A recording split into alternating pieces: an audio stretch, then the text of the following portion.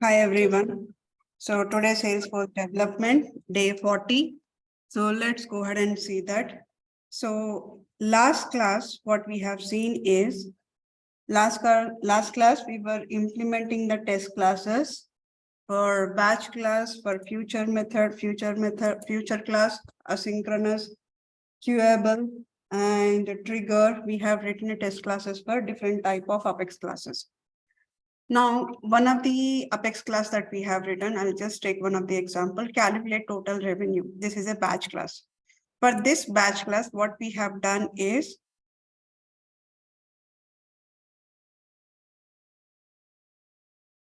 I have created a separate method. I have created a separate method in the test class. This method, what I have done is inserted the leads. I have inserted the leads. And then I call that method from the test method. From the test method, I call that method, and after that, I started calling the batch class. So this is what we have implemented in last class. This is what we have implemented in last class. But what I'm doing here, just for creating a record, I'm creating another method. Just for creating a record, I'm creating another method. Now, instead of that,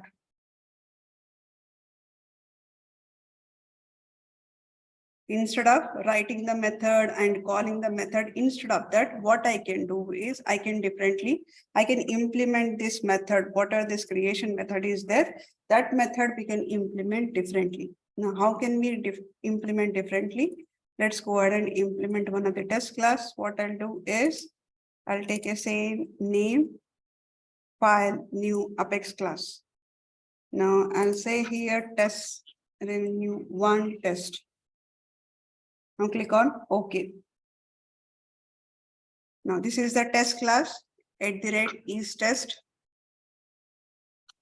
Save it. Here it will run test will come. It will display the run test once it is saved.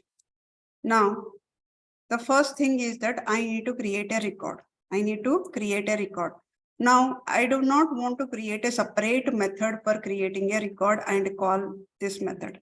Instead of that, what we can do in the test classes is there is a method you have to implement it, static void. Let's say this is a setup method.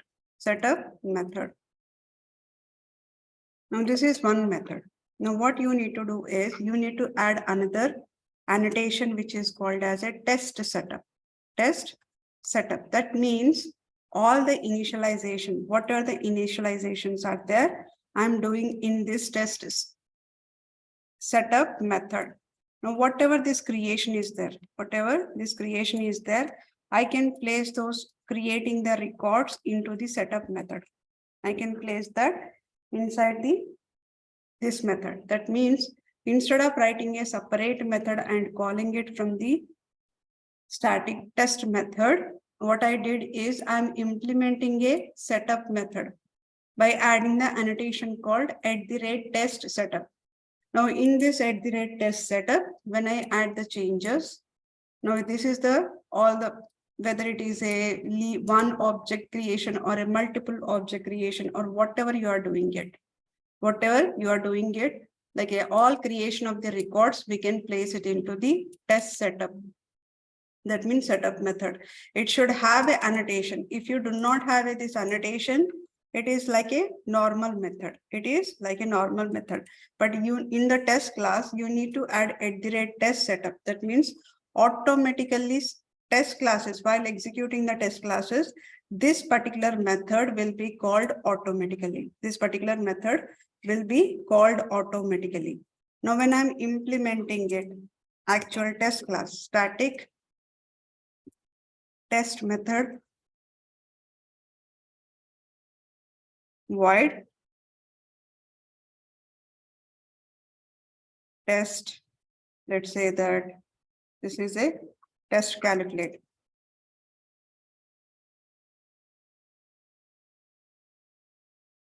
In this method, directly I can call the batch. Now calling the batch class here is test dot start test,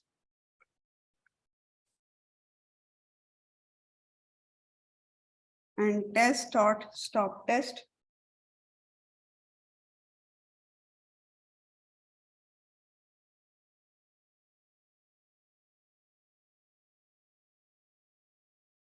Now within this, I'll simply call the batch class. What are the batch class that I wanted to call?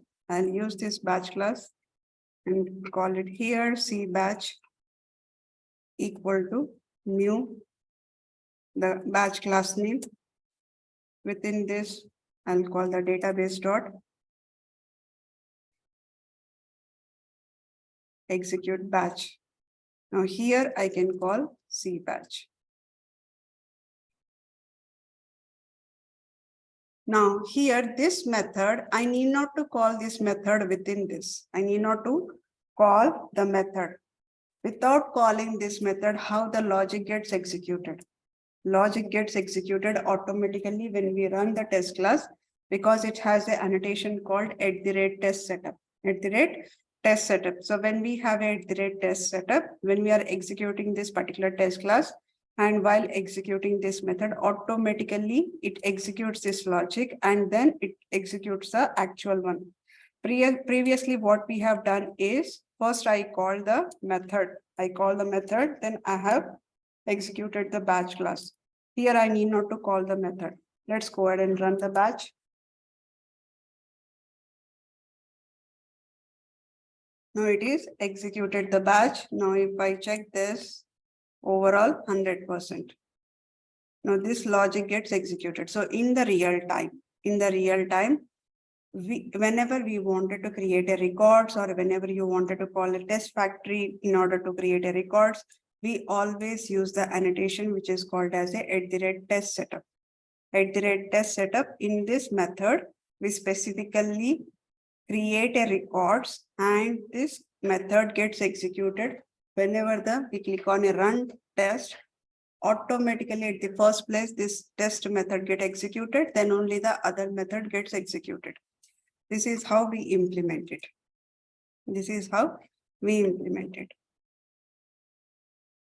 Any questions in the test classes before I move on? So next one is try catch exception. I'll give a simple example for the try catch exception. Let's assume that I have an account object. In the account object, so many records are there. So what I'm doing is I'm just querying the one record. Select name from account one. Now what I'll do is from this one, I'm going to get the one value. So let's say that string account industry, I'll get the account industry here equal to a dot industry. Sometimes we write the logic like this. Sockle query is somewhere. And here I'm trying to get the field value. I'm trying to get the industry. Now I know that in the Sockle query it is not there. But in the real time, whenever we are implementing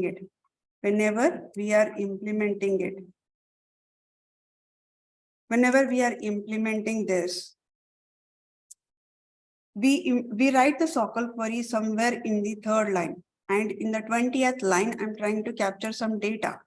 So I don't know whether my Sockle query is this particular field is exist in the Sockle query or not. We don't know that. So what we do is we will try to access the industry data, right? So when I try to execute this, so what will happen is it will give me the error.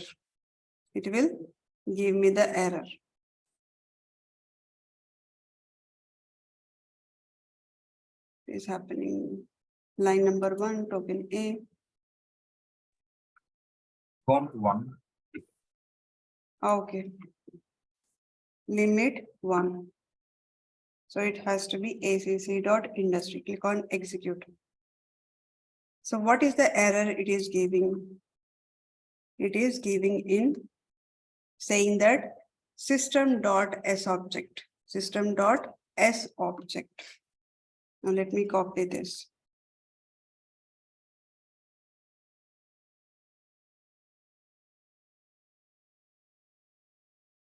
Now it is giving me the error. This is the error it is giving me. System.s object exception S object row was retrieved via SOCL without querying the requested field. What is that field? Account.industry. Account.industry is the field. Account.industry is the field. Now these kind of a scenarios. What we will do is we will try to when these kind of issues, if I wanted to avoid these kind of issues, when I wanted to avoid this,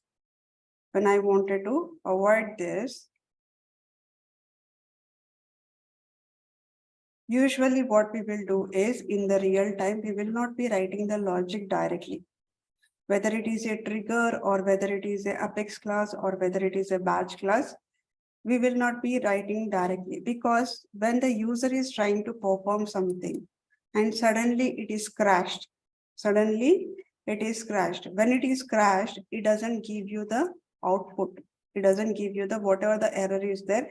It doesn't give you what is it is going to give you that it is going to tell you that this is the error which is happened. That means at the back end, you will be seeing some error here, but user will not be able to see anything. User will not be able to see anything, right? Users are not able to see anything.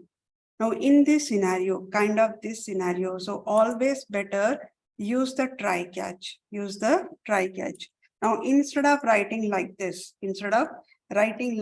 always follow this try. So that means in the try, we have a try as well as the catch, Now we use a try catch here. Now when we use a try catch, for the catch, we are going to pass some parameter. You can pass here exception.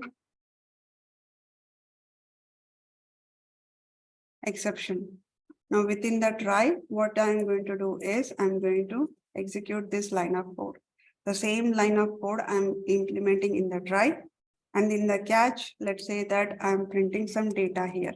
System.debug. Let's say an exception occurred. Let's say I'm printing the value here. Now, if I'm trying to execute this, execute the highlighted one. I have not returned. What is the value? System.debug.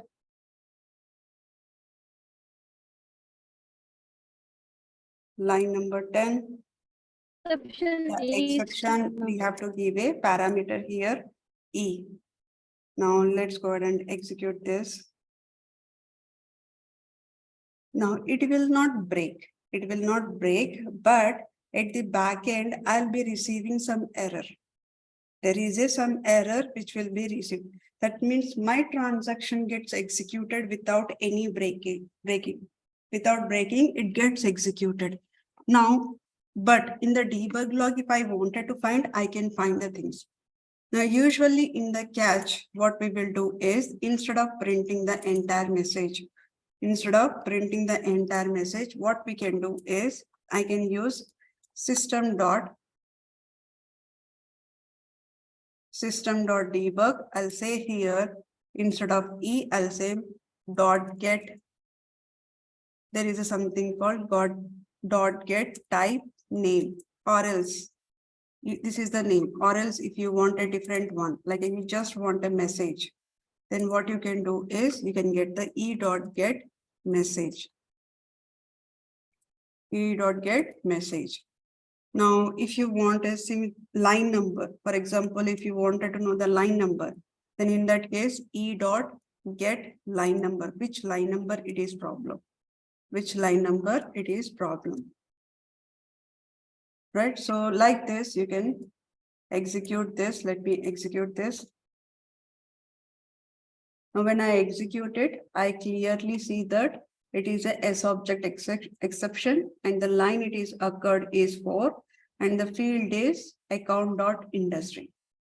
Account.industry. Now, in the real time, what we will do is we will create a some object. We will create a one custom object which is called as a exception.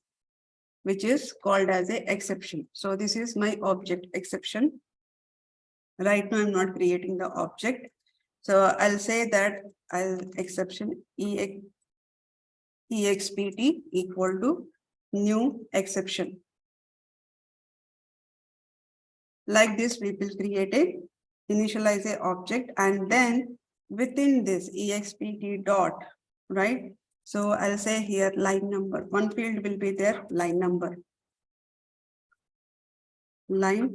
So what I'm going to put it, I'm going to paste it here, e dot get line number. Now this is in separate. This is in separate field. The data will be stored in separate field. Similarly, I will be having a few other fields like a message. Message equal to what I'll do, e dot get message. Now similarly, I have something called get name.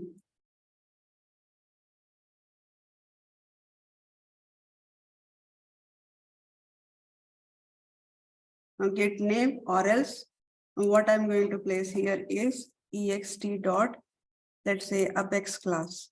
One field is there, apex class equal to whatever the apex class is there. So this is the try catch, some apex class. Let's say that example apex class.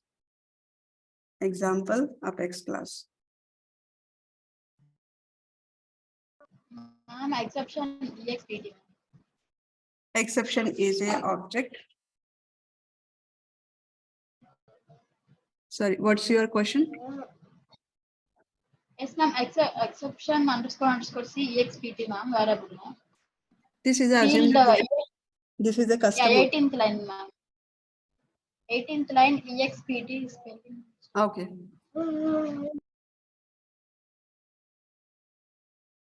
So like this, you will be inserting in the real time. So what will happen is whenever there is any error occurs during the execution of any class or any batch class or any asynchronous or anything, anywhere wherever we are writing a logic, if that writing is fails, then we can log the records into the object inside the Salesforce. So like this, we will be writing it.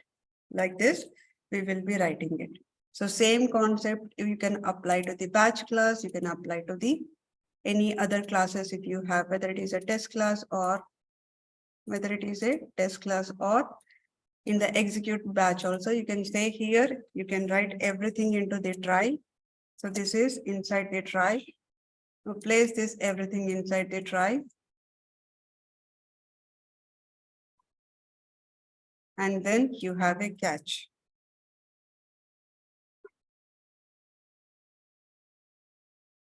Exception. E, then we are going to place the data here. Then we are going to place the data. So this is how we will implement in the real time.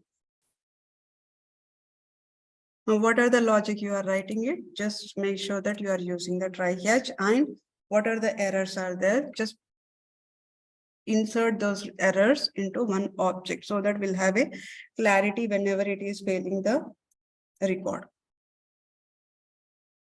Now, let's move on. Now, the best practice. Swapna, I have a doubt in scheduled class. Yeah, when we write a test for the scheduled class, okay, scheduled class always runs in future, right? Correct. So then, how do I test that the scheduled class has run properly or not? Because I think if I test a scheduled class, it does not Is it appear in the related to apex this job. you are asking? Yeah. No, not try catch, to the test method. Suppose if I write a test method for a scheduled class, okay, scheduled class is for the when you schedule it for the future. Yes. Right. Yes. But you can have it in the test classes where you can schedule it. where you can schedule it. Your logic has to be qualified. Your logic, whatever the logic, scheduling is a one line of code. What time you are scheduling is a one line. So scheduling, if you are doing the Apex class through the Apex class, you are scheduling it. That means in the real time, we will schedule it. In the real time, we will schedule it. Now, whenever you wanted to do through the code, then you have to use the con expression. Con expression, you can just mention whatever the current time is there. So test classes does not, if you have written the logic that to be executed the future, no, you have not written the logic to be executed the future. You are scheduling the class to execute for the future. So just have to change the cron expression for right now, right? Yes. So, and I mean all the batch classes, queuable classes, or even scheduled classes, their execution does not appear in the Apex job Yesterday queue, we right? have seen queuable classes, queuable Yeah. future that is the for future purpose it is runs. But test Yeah. class doesn't say that it is for a future. That means it will not say that I'll run it whenever the class is available. No, test class is for that purpose only it will execute. Okay, so that's why it does not appear in the Apex job, correct? Yeah. Okay, thanks. So let's move on. The next one is best practices. Now for the best practices, the first one is you need to bulkify the Apex. You need to bulkify the Apex. That means whenever you are writing a trigger or whenever you are writing any class, always use the list, always store the data in the list, or if it is a trigger, always use the trigger.new. Trigger.new is always uses the test data, a list of the data. It is not a single record. It has a list record. So always whenever you are writing a logic, you have to be bulkifying the code, bulkifying the code. Then avoid SOCL and DML inside the loop. So don't write anything inside the loop because we have some Garner limits. So what are the Garner limits here? What are the SOCL query or a DML, right? So we have a Garner limits. So what are the Garner limits are there? So what you can do on the solution for this is, the solution you can do is, you can move the SOCL or a DML out of the loop, out of loop. You can move SOCL or a DML out of loop.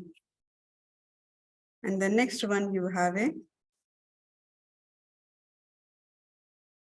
this is the best one. If you need, like if you need to update data into the collection. So if you are doing anything looping through that, anything if you are doing it, so better put all the data into the list collection. Then out of the loop, insert the list collection. Insert list collection. Whatever that list collection is there, just insert that list collection. And the third one is querying the large set of data. Querying the large set of data. That means do not query something which is does not have any clarity. That means usually what we do is simply we will write select ID, name from account. Simply we will write it. Now do not do, even in the batch clause also, do not do this straightforward. Always have a where condition. Always have a where condition.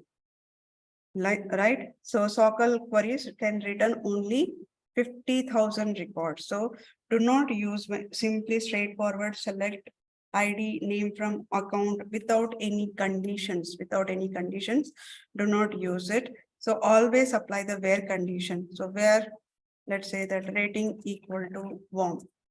Rating equal to warm. So always optimize the SOCL query. Always optimize. That means, see how can you reduce the list of the records, whatever the needed information, whether I'm getting it or not. Is there any unnecessary data I'm getting it? If you are getting any unnecessary data, put more where conditions here. Put more where conditions. Now the next one is a use map of S object. Use map of S object. That means in the Apex classes, especially in the trigger or in the batch classes, right? In few cases, we need to get the value of the record, right? We need to get the value of the record from the different S object. I need to get the record from different S object based on the what are the looped S objects are there. For example, now I have a case, right? In this case, I wanted to get the case ID as well as then I wanted to get the list of the cases, or maybe I wanted to get the case record completely. Case record I wanted to get, or else I wanted to get the account ID here, account ID, and then list of cases I wanted to get. List of cases I wanted to get. In this scenario, do not create a list or a set multiple times. The best one is use the map. Use the map here to store the account ID as a key and then list of cases as a value. So always use the, whenever you see that you needed two values, you have a two output values which are needed, always use the map of a subject and use the Swapna, but yeah. that map of S object, I think in this scenario we cannot use, right? If it is, I want to get case ID and case object, yes, I can directly get it from the query, right? Map of ID comma object and then write the query. But I cannot use map of ID comma object for Let's account assume that ID you are and using the, you are writing the code in the account, right? yes, You are yeah. writing the code in the account. Hmm. Now, we in the account, I have a three methods. I have a three methods. In every method, do you query the SOCL to get the case details of that particular account ID? Is it a best to query SOCL in every method? No. It's not required. I'll do in one method, I'll store it into the map, and that map will be on top of the class. I'll place it there. And whichever the method is needed, the SOCL details, then simply I'll refer the map instead of No, writing no. the multiple SOCL queries. Yeah. No, what I mean to say is that, like, if I have to do like this account to list of case, then I cannot do it directly with the SOQL query, right? I have to do using the for loop, correct? For each account, I have to keep on putting the list value into the for that respective account, right? Right. That's what I mean. Or is it possible in one query? That's my question. In one query, it is not possible. Okay, that's it. And the next one is use of the limits Apex method. Now we have these many, usually we will see whenever I put a SOCL query inside the for loop, this is the error which will receive too many SOCL queries 101. When I'm doing the DMLs within the for loop, it will receive this error. Now too many queries rows that I'm retrieving it. What are the query rows which I'm retrieving it? If it is more than 5,000, then it will give me the error. So these are the errors which will come. So we always need to look at the, whenever we are writing the Apex classes, we need to check all the best practices and the Garner limits. Then security and sharing in the Apex code. The next one is security and sharing. Now, before this, now one option which we have is, before this, do not use the hard-coded ID. Do not use the hard-coded ID in the Apex class. That means do not hard code it. So what is that means hard coded? Now yesterday we have written a test class.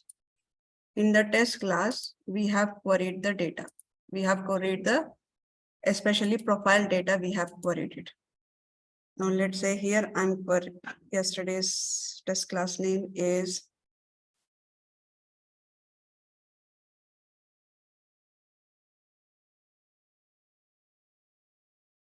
now here I queried the data. Instead of querying the data, what I can do is, I'll say here, this is just for testing purpose. So what I'll do is, I'll get the I'll get ID from the org because I'm just testing it right now. So what I'll say here, instead of querying it there, I'll just paste the ID. I'll just paste the ID. So that ID, that means I'll remove this.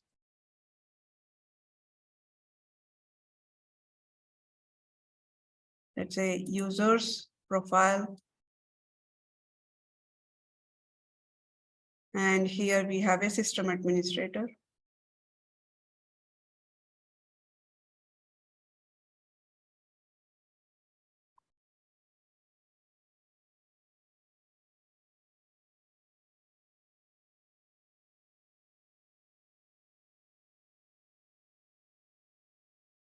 So this is a system administrator and this is the ID. Now, what I'll do is I'll simply say here ID passing the ID. I'll simply pass the ID. Now, never do this passing the ID. That means do not do the hard coded of the ID. Instead of doing the hard coded, what you can do is just go to the setup. In the setup, you have a something called custom label. You have something called custom label. Now open that custom label. In the custom label, this is basically, it's a just kind of a label. It is just a label. Now click on this here, new custom label. Say here, this is a profile ID, profile ID. Now the value, just paste it here. Whatever you are hard coding in the Apex, just paste that value there. Just paste the value.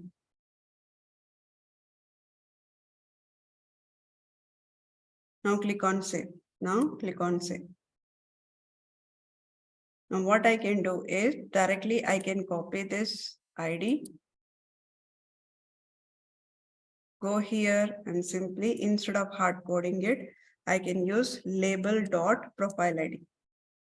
Label.profile ID.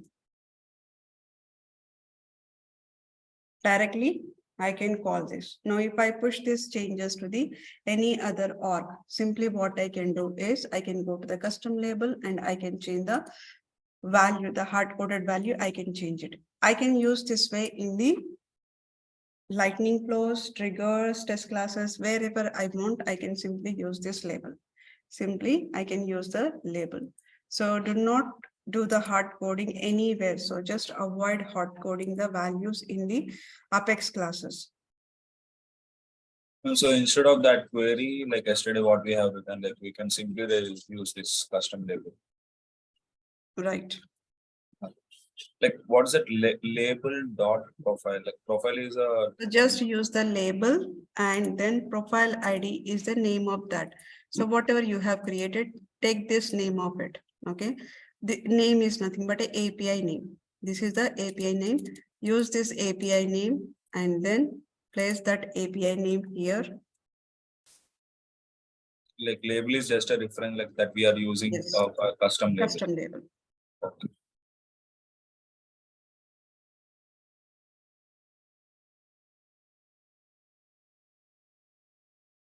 Fine. And the next one is a security and sharing best practices. Like we have seen like one of the security is whenever we are doing the SOCL query. Whenever we are doing the SOCL query, just use with security in post. Just use with security in post. Right? With underscore with security enforced. So if you use this, automatically the SOCL query is going to check if the person has access to the field, then only it will query. Otherwise, it will not query. Now, make the reusability of the code. Nowadays, everybody is saying that whatever the code you are writing it, just make sure that you are using the reusability. That means the same code, wherever it is needed, we have to write a code where I can reuse the same piece of code wherever I need it. Do not repeat any of the code. Do not repeat any of the code. And the next one is code coverage. code coverage. It has to be whatever the classes you are writing it, make sure that it has to be minimum 75% code coverage that is given by the Salesforce. And whenever you are writing it, you have to write the positive and negative scenarios, right? So most of the times do not use the in test classes. I have just explained yesterday is test see all data, but do not use this see all data. Do not use this every test class. It is no, don't use this every test class, because it's not fair enough to use the see all data in the test class. Test classes is basically you are testing some code. You are testing some code through the code. So do not use the actual data. You are saying here see all data means look at the actual data that is there in the Salesforce. So do not use this. Most of the times avoid using the see all data true. And the next one is return early pattern. Return early pattern. That means here, whenever we are writing any logic, whenever you are writing any logic, for example, if we have some condition here, you have a condition that you are checking it. So once the condition is true, now within the if condition, whatever the final output is there, just return it. Return here. Instead of waiting for at the end, so usually what others will do is, let's execute all the if condition. So they will say that let's execute all the if condition. Now here, this is a condition one, and here I have a condition two,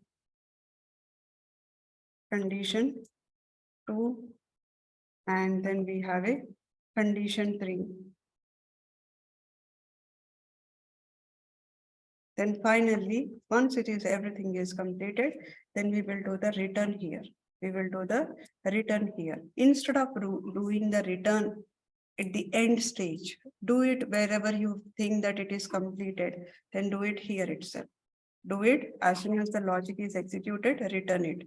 So return early pattern. That means once the logic gets executed in the condition, start returning the value. That means early return. And the next one is called avoid nested loop. Loop within the loop. Do not do that. So maximum go for only two loops. If it is necessary, then only go for it. Otherwise, go for only one loop. Do not go for a more than two loops. Two loops itself, it is a very high. Okay, do not do even this one also. See if you can store the data into the map collection, and you can use that map collection instead of looping through here. Just see whether you can store the data into the collection, and that collection you can use it here. And the next one is do not mix Apex, process builder, workflow, and record trigger flow. That means recursive trigger, or the logic is keep on going into the loop, right? So whatever the logic you are writing it, do not re-implement same thing in the process builder, or do not mix it. Like whatever you are updating the field here, look at that field and update the another field here, look at the same field or update the another field. It's kind of you are doing the loop of this. So do not mix your logic, right? So logic should be only one place, straightforward. It should not be linked to the, like after this execution again execute it, like kind of a mixing the logic. Do not do the mixing of the logic. Now Apex naming convention. Is, this is also another best practices around, like most of the companies, if there is an architect in the company, they always says to follow the naming convention. If it is a startup company, most likely they will say that maybe we can start it, right? So naming convention in Salesforce is a rule to follow, as like That is a rule that is given by the Salesforce. Like class name, variable name, constant, method name, whatever the names you are deciding it, everyone has a certain way of explaining. Everything has a certain naming convention, Now there is some post which is available. Let me show you that.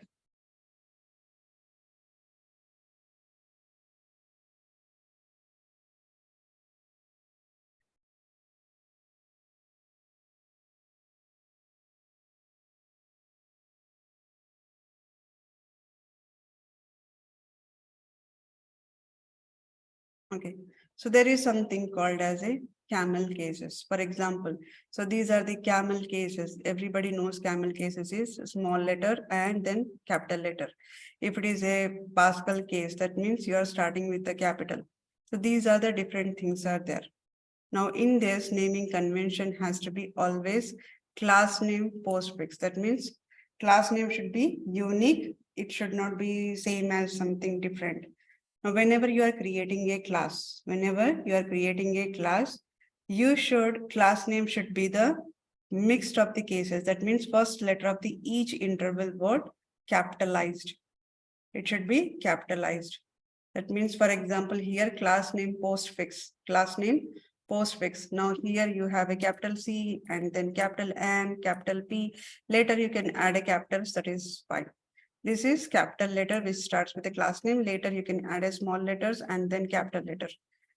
This is a camel, and if you are declaring the variable always starts with a camel case. Variable always starts with a camel case. That means small letter, and then once the word is completed, then you can start with the list is a capital L. So method name is also camel, so it starts with the small letters and capital. Constant also it has a constants is basically usually we will take it as all capital. So this is the use case. So we have a something naming convention. We follow the camel. What are the camel formats are there, right? So it has to start with small letter and in between it has to take as a capital. And the next one is code review checklist. This is very important in the real time. Code check is very important. Code check has to be done by the self as well as the another person should be doing it. So two level of code review should happen. Now it has to be here self, you have to do it. And the another person, whoever is a technical lead or a technical architect, those members should be doing the data. Those members also should be doing the data. Like what they will check in the code review. The first thing they will check is, have you maintained properly writing the code? That means, have you written the code with the minimum lines of code, but you have fulfilled all the functionality, right? And you have written the reusability, right? So those kind of things we will check. And is there any line it is repeated? So they will check. And the last one is Apex performance. This Apex performance is basically whenever you are writing a logic and do the debug and check how is your performance of your class. That means you need to check when the particular logic is executed, how long the size it is taking and how long it gets executed. What is the performance level? Everything you can cross verify it. So that's the reason we try to implement the logic with very less lines, but we will try to fulfill all the functionality. So that's what we will do in the real time.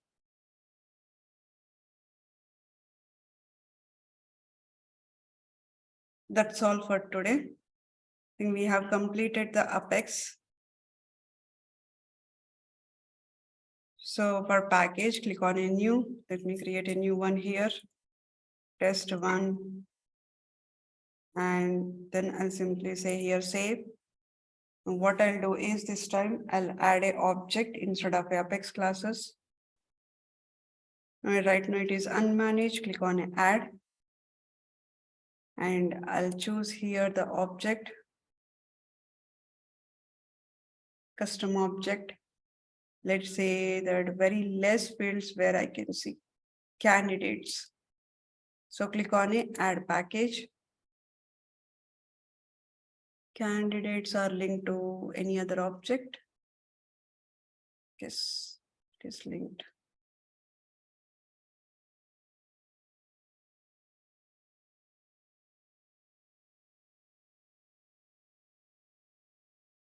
Okay, let me try to upload this.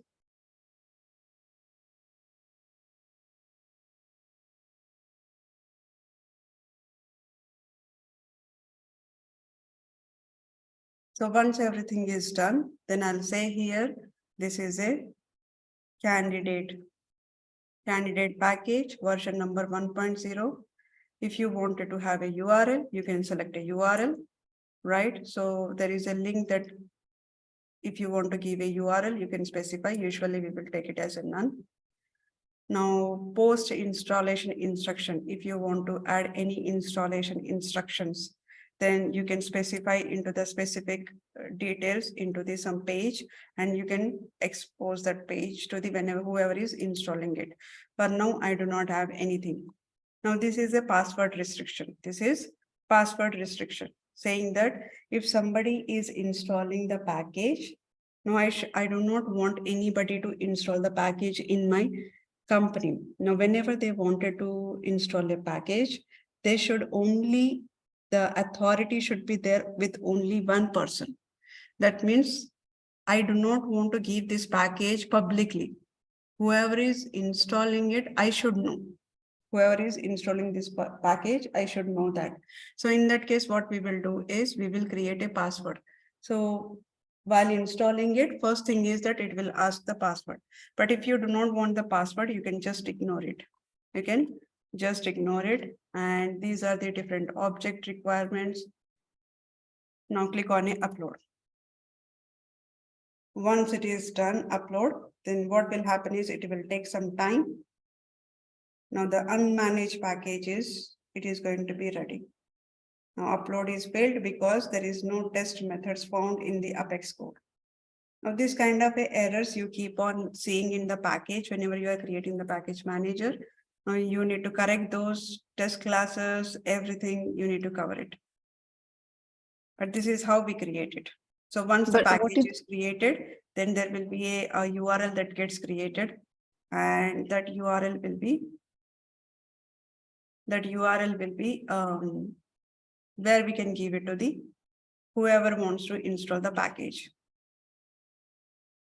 So the main purpose of creating these packages is that we want to move our code from one org to another org or Yes. something like that, Yes. which are not connected, right?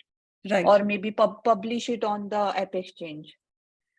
It's not, it's similar like a app exchange. If I have to say something, it is similar like a app exchange. So when I say app exchange is nobody knows what it, like nobody is connected to that org. Now, whenever I install this package, what will happen? It will ask me that which org you wanted to install it, right? So in this also App Exchange, we have a managed packages, unmanaged packages.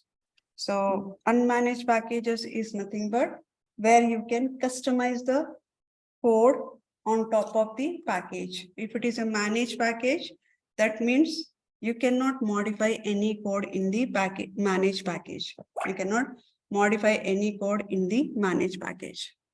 So this is also some kind of a package only. So whether it is connected to the org or not, it doesn't matter. That means you are building some application or an app exchange or a package which you are building it so that that package I can give it to anybody. That package I can give it to anybody and anybody can install it.